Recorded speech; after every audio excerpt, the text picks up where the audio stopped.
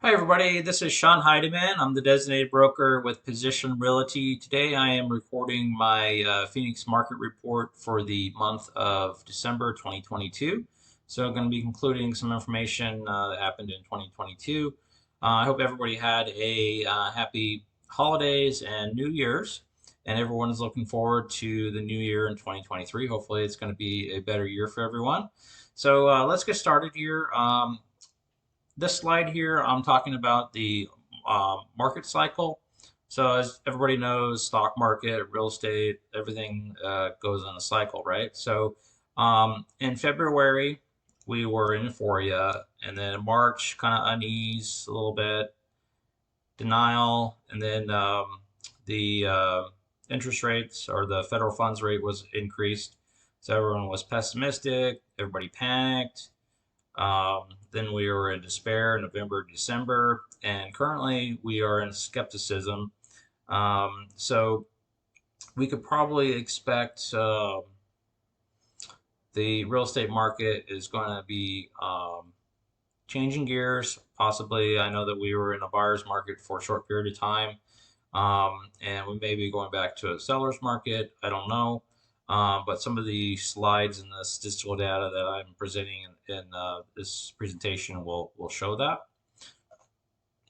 So supply and demand, this is from the Cromford report. They have an indication of 70.5. This is the supply index. This is the demand, and they combine the two. So when you're at 100, we're considered in a balanced market. So supply and demand are about equal currently right now. And so see the supply trend here is going down. The demand trend is up, and the overall market index is upward. So they are saying that we are currently in a balanced market. So since June, active listings were up 96.4%. New listings are down 45.4%, and sold transactions is down 27.8%. Now, this is from the Cromford report. This is considered the contract ratio. I'm showing this slide here. So in January, as you see here, we have a low number of actives and contracts. And so this is typical. After January, we normally see transactions go up. So it looks like here in January of every month, so here's 2022, 2019, 2018. So we are expecting to continue the trend. So more and more listings are going to be coming on the market. Buyers are going to be starting to get backing into the market. And so we're going to see the market start to take off again here. Um, uh, could be wrong, but and also, so this says here that buyers from September through December, it's advantageous to buy during that time. And right now, from March to June, it's advantageous to list your property and put it on the market.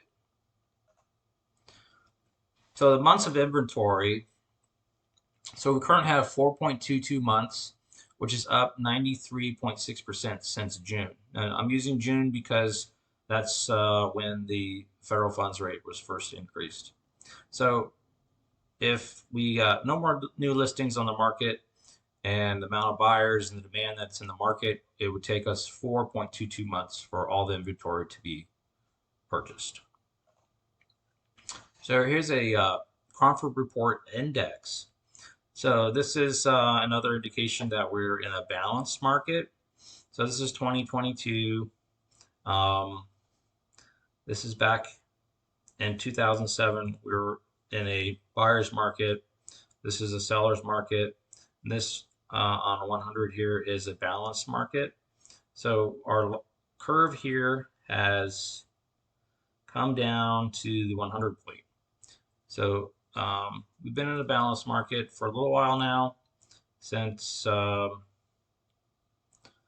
looks like September, October, November, December. And so price response to supply and demand. So this is a historical chart here. As you can see, from 2006 to 2007, we were in a buyer's market. We're in a small seller's market here, 2011. So after COVID, we were been in a seller's market actually since looks like since 2014. We've been in a seller's market, so we're in a balanced market right now. This is just another slide showing a balanced market. And this is by different cities. So some cities are still in a balanced market. Some actually transitioned over to a seller's market, like Scottsdale, Chandler, Cave Creek, Paradise Valley. Um, these areas typically get a lot more demand than some other areas. Phoenix, Glendale, Tempe, Mesa, Avondale are still in a balanced market. These exclamation points are showing that there's been some changes. So eventually, probably these markets, because there's a lot of houses and demand in these markets, eventually this will go to seller's market if the market continues to go where we are. And some markets are still in a strong buyer's market, like Queen Creek, Maricopa on the outskirts of town is still considered a mild buyer's market. Now let's talk about mortgage rates. So interest rates have gone down um, since December. So we currently have for a conventional loan, and now this is with like perfect credit, 6.14%, FHA 5.82%, which is a good sign that mortgages have come down. Now this chart here shows the median price and monthly payment for 1,500 to 2,000 square foot home in the Phoenix area. So a family, um, the average income for families has typically increased. So a typical family on average, they earn 94,500 a year, and they can afford a monthly payment of 2,205 dollars per month. So this monthly payment is based on a debt to income ratio of about 28%. So currently here we're in January. This is with the current interest rates. So if somebody was to purchase a home for 400,000, which is the average, so they would pay 2,610, and then with a 2-1 buy down, you can contact me if you want to know what that is. So that's where or more details about what it is. This is basically where the seller is buying down your interest rate for you to help you make your payment more affordable. So with the 2-1 buy down, it is in the affordability range, but you would need to have that, and it's only for 1 year. So your buy down would only allow you to pay this much, and then after 1 year, it would go up to $2,610. So interest rates basically need to come down more in order to reach affordability and price. So if price comes down to 386,000 and interest rate is at 5%, then a family would be able to afford the currently monthly payment. And if there's the 2-1 buy downs are still around, then their payment would be $1,858 for 1 year. So as far as affordability, interest rate needs to come down some more, and price needs to come down a little bit more as well. But interest rate is more driven on affordability than price. So if interest rates go down more, we're currently at 6.14%. So if it goes down to 5%, then there's probably going to be a flood of people getting in the market because this is the average income of a family right here. So we can expect that as interest rates continue to go down. So owner occupied versus investor and second homes. So this shows a percentage over time um, of these types of buyers. So owner occupieds, the percentage is a lot higher than it was at the beginning of the year, 63 and 62%. So that's a good sign. So more people that are purchasing homes are going to be owner occupied. Second homes looks like is down, and as well as investors are down. So Um, People that are looking to buy a home and live in it, so there's less iBuyers and investors in the market to have to compete with.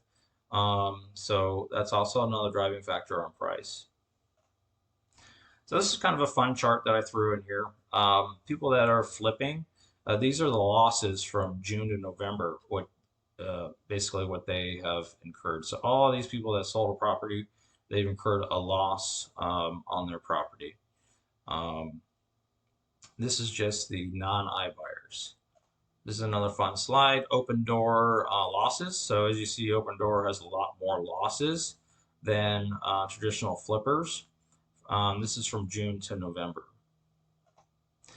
And this shows a percentage of income of how much iBuyers make. So from January to May, if they had owned a property between that time, they were able to make $85,000. Open Door made 25, OfferPad 37, and 59,000 for Zillow. And then from June to November, this shows you your losses. So Open Door had losses of $30,900. Some investors were still making a gain from their flips, but that other chart shows you all of the losses that they incurred for the non iBuyers, so the flippers. All right, so let's talk about price reductions. So there are still price reductions in the market. Between 200 to 300,000 is 10,000, 305 is 10,000. As you get it up to closer to a million, the price drops are a lot more. So if you own a home between these prices and your property is still on the market, you might want to consider decreasing the price to attract more buyers. Concessions, sellers are offering concessions instead of price reductions as well. So the average price concession is 9,425,000 or $10,000. So what these concessions are going towards, mostly it's for the 2-to-1 rate buy downs for the buyers, which is your buying discount points to decrease the payment for the buyer. So that's what most of the concessions are going towards. Sell price list price ratio, 96.7%. Is the sell to list price ratio. So basically what that means is that 3.3% of all transactions are below asking price. 3.3%. So if a buyer comes in and offers a price, they are asking lower. So about 3.3% of the price is lower than the asking price. Days on market is up 134.5% since June. More and more properties are staying on the market longer, so sellers need to adjust their expectations on how long it's going to take for their property to sell. It's going to take a little while longer because there's less people in the market that can afford to purchase your home, and so the days on market have gone up.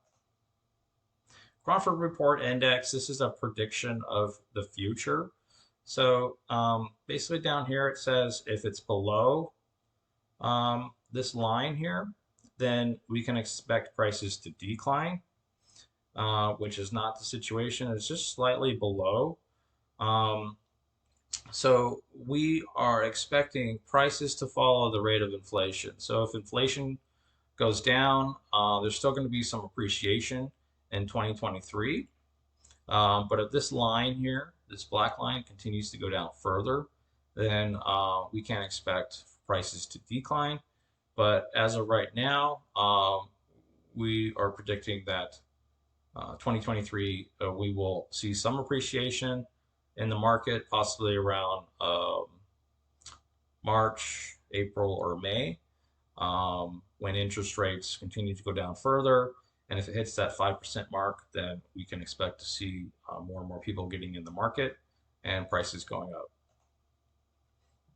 It's average sold price. So since June, it's down 12.8%. So here's June, and this is the price. So appreciation rate, as far as when you purchased. So if you purchased a home in December of 2022, unfortunately, you have a loss of about 0.8%. If you purchased anywhere up here, then you're going to have a higher percentage of a loss. If you purchased in 2022, you still have a 26.2% gain. If you purchased 3 years ago, you have a 49.1% gain. If you sell 4 years, 62, and 5 years ago, 71.5% gain if you sell today. So it's not all doom and gloom. And basically, if you own a home for a few years, then if you want to sell it, you can still sell it and gain a profit, gain equity from it. Okay, this is my last slide on pre-foreclosures. So pre-foreclosure notices, they have gone up a little bit, but we're not seeing indication of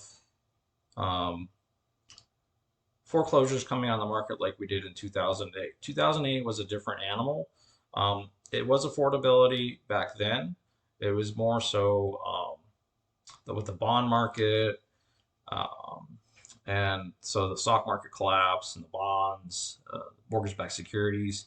But nowadays, lenders are giving out loans to people that can actually afford to make the monthly payment.